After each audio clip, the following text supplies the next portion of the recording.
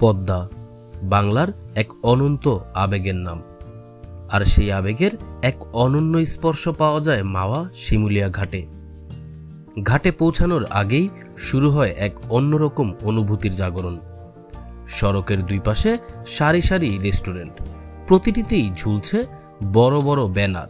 তাজা ইলিশ পাওয়া যায় এখানে, পদ্মার ইলিশ, একবার খেলে মনে থাকবে আজীবন। সেই বিজ্ঞাপনেই যেন শুরু হয় পদ্মার ইলিশের গল্প।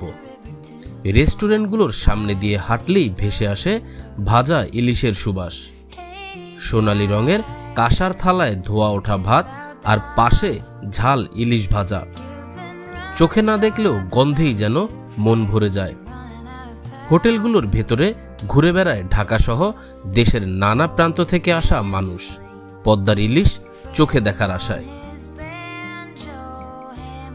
আর একটু সামনে এগুলোই চোখে পড়ে বিশাল পদ্মা নদী, সেই জলরাশি যা কখনো শান্ত আবার কখনো দুর্দান্ত। নদীর পাড়ে দাঁড়িয়ে দেখা যায় ট্রলারের ধোঁয়া, নৌকার সাই সাই ছুটে চলা, আর দূরে ফেরি।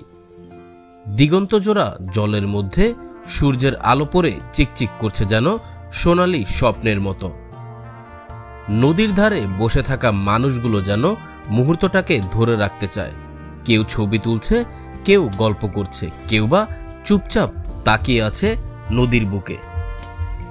কারো চোখে আছে স্মৃতি, কারো চোখে নতুন করে কিছু ভাবার আকাঙ্ক্ষা। পদ্মার পাড়ে এলে যেন শহরের কোলাহল, জীবনের তারা সব থেমে যায় কিছুক্ষণের জন্য। মাওয়া শিমুলিয়া ঘাট তাই শুধু একটা ঘাট নয়, এটা এক অনুভবের জায়গা, এক ভালোবাসার ঠিকানা।